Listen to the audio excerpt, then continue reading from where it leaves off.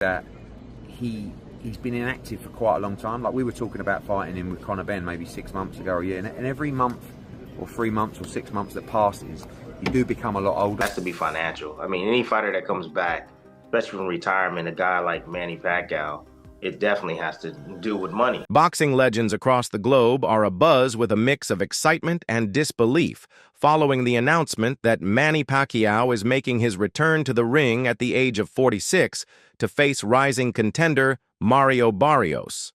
The iconic 8-division world champion, celebrated for his lightning-fast hands and relentless fighting spirit, is stepping back into the limelight years after his last professional appearance, once again defying expectations and proving that age is merely a number for the Filipino superstar. You named Manny Pacquiao, you clickbait in the name, he's 44 years old. Is there genuinely a chance of Manny Pacquiao versus Conor Benn? Have you spoken to anyone from Manny's team? I mean, maybe I'm clickbaiting.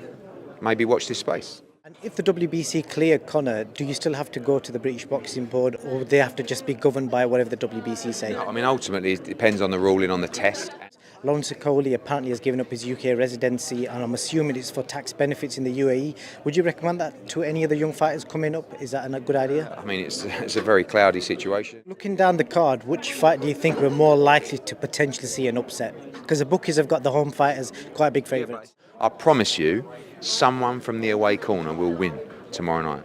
Is there any chance that the Irish government may help you out with the funding for that venue, do you think, or is that completely out there? Yeah, I think it's... Manny Pacquiao's announcement of his return to professional boxing at age 46, set to face Mario Barrios, has elicited a spectrum of reactions from the boxing community. While some admire his enduring passion and legendary status, others express concern over the risks associated with such a comeback. Pacquiao is poised to make a remarkable return to the boxing ring nearly 4 years after his last professional bout. WBC President Mauricio Sulaiman has confirmed that Pacquiao will challenge current WBC welterweight champion Mario Barrios in July 2025. This comeback is facilitated by WBC regulations that permit former champions to vie for titles upon returning from retirement, a rule previously applied to legends like Sugar Ray Leonard. The official announcement of the fight is pending Pacquiao's completion of his Senate campaign in the Philippines, which concludes on May 12th. However, reports indicate that Premier Boxing Champions and TGB Promotions have reserved the T-Mobile... Which contemporary fighter do you most enjoy watching right now? Out of the big-time fighters now? Yeah.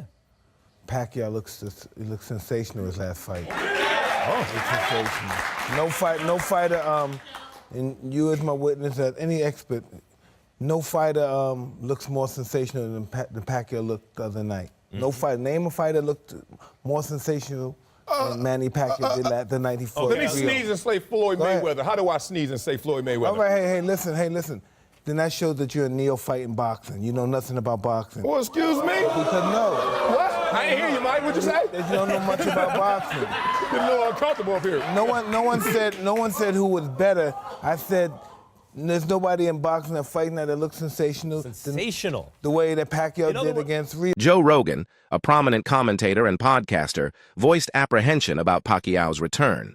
He remarked, "This is dangerous," highlighting the potential health risks for Pacquiao at this stage in his life and career. Rogan emphasized the physical demands of boxing and questioned the prudence of return. Like as if Manny Pacquiao in the middle of his prime said, "I'm going to fight MMA." That would be insane. And he'd probably get his face kicked off. He'd probably get strangled, probably get taken down, strangled, and he would be helpless. It's a different skill set. There's so much more to MMA. To me, it's more exciting to watch. Amir Khan, former world champion and longtime associate of Manny Pacquiao, has expressed nuanced views regarding Pacquiao's return to boxing. While acknowledging the commercial appeal of a potential bout, Khan has voiced concerns about the motivations behind such a comeback. Khan has indicated that he would consider returning to the ring to face Pacquiao, provided that adequate funding is secured, possibly from influential figures in the boxing world, such as Saudi boxing chief Turki Al-Sheikh.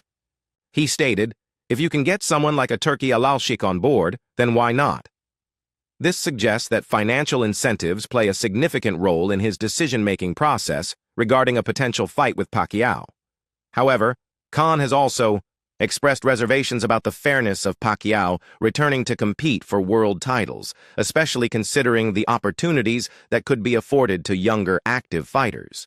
He remarked, "If Manny wants to come and fight for a world title..." And Manny got in touch with me as well. Manny was like, "Shall we do a fight? Shall we?" Like, he's quite serious about it. He was like, "Shall we make a fight happen?" I go, "Listen, if you can get a funder, if you can get someone like a Turkey Yellow Sheikh on board, then why not?" There's no, I mean, that must be able to be made. That, Yeah. I mean, surely You do that for the right money, right? Massive. Look, we've had our best days, and I think a fight like that would definitely sell. I mean, Manny having a massive Philippine fan base, and all around the world, really. And then obviously myself, I've got a decent fan base as well. So I think it will definitely sell, and people would like to see. You know, when people make comebacks, I mean, people always like to see them see how the fight's going to be. And me and Manny are probably in the same position. We'd be both being retired for like 3-4 years. I think it will make a good fight. And you're only 38 as well. I mean, so we've seen boxers older than that getting back into the ring. I mean, it's still at a good age where you certainly could box again. Yeah, definitely. I mean, look at George Foreman, the late George Foreman. You know, he was a great champion, and he came back. I think he must have been in his late 40s when he come back and won a world title as well. So look, in boxing, it's always that one punch. And at the same time, though, guys, is that I look back and think, do I need to get back in the ring again? You know, we've always been prize fighters. I've always taken punches to the head. It could just be that one punch that hurts you, and you know, God forbid you get hurt and you can't spend good quality time with your family. Khan also took the opportunity to reflect on his own near miss with Pacquiao in what would have been a mega fight between the two stars. According to Khan, the fight fell through due to a combination of contractual complications and financial uncertainties. He revealed that negotiations were hampered by middlemen and unfulfilled promises from investors, particularly concerning a proposed bout in the United Arab Emirates. Khan stated the fight didn't happen because Bob Arum said that the investors in Dubai or wherever in the UAE couldn't put the money together and they needed more time. This lack of secured funding ultimately led to the collapse of the match. Despite these setbacks, Khan remains open to the idea of facing Pacquiao, provided the circumstances are right. He has indicated that the comeback would only be for high-profile fights against top-tier opponents like Pacquiao or Floyd Mayweather. Khan emphasized that he is financially secure and lacks the passion for boxing unless it's for a significant bout. He stated, "I'm 90% done from the sport anyways. I don't have the love for boxing anymore. To motivate myself, it would only have to be Manny or Floyd Mayweather." Promoter Eddie Hearn has shared his perspective on Manny Pacquiao's return to the ring at age 46, set to face Mario Barrios for the WBC welterweight title. While acknowledging Pacquiao's legendary status and commercial appeal, Hearn expressed reservations about the fairness and competitiveness of this comeback. In a recent interview, Hearn questioned the appropriateness of Pacquiao competing for a world title after a significant hiatus. He remarked, should he be fighting for a world title? Highlighting concerns about the implications for younger, active fighters awaiting their opportunities. Hearn emphasized the importance of maintaining the integrity of title shots and ensuring that they are earned through consistent activity and performance in the ring. Despite these concerns, Hearn acknowledged that Pacquiao's return could generate substantial interest and revenue given his global fan base and storied career.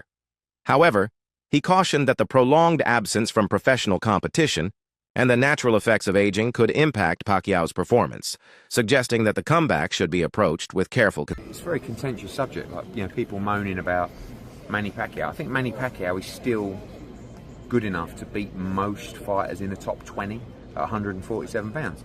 He's clearly not the fighter that he once was. You're not going to be at that age. My problem is that he's been inactive for quite a long time. Like, we were talking about fighting him with Conor Benn maybe 6 months ago or a year, and every month or 3 months or 6 months that passes, you do become a lot older. So, you know, I guess there's two questions. One is, should he be fighting again? And at the end of the day, if he's good enough to beat everybody outside of the top 20 in the world, then why not? But should he be fighting for the world title? I guess that's another question. In the commercial world of boxing, the answer is yeah, probably. In the ratings world and activity world, the answer is probably not. Do you think it's strange that he's coming off the couch and getting a title fight like that? I think when you've achieved what he's achieved, you've always got the right to do things a little bit differently to others. And with all due respect, Barrios is not Boots, and Barrios is not Crawford. you know, and that's why, you know, we pushed the Conor Benn fight. Conor Benn, like, his best win is against Algieri or Van Heerden.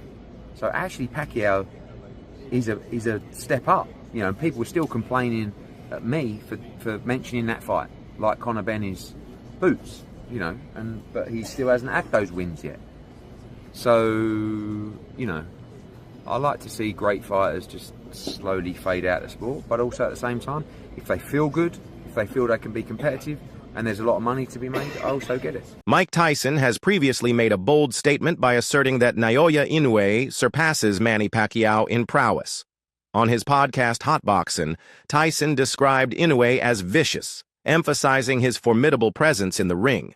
Inoue, known as the Monster, has an impeccable record, having won world titles in 4 weight classes and becoming the undisputed champion in both the bantamweight and super bantamweight divisions.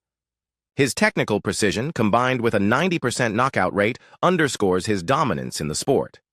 While Pacquiao's achievements, including titles in 8 weight divisions, are monumental, Tyson's comparison highlights Inoue's unblemished record and disciplined fighting style. This perspective adds to the ongoing debate about the greatest pound-for-pound boxers in history.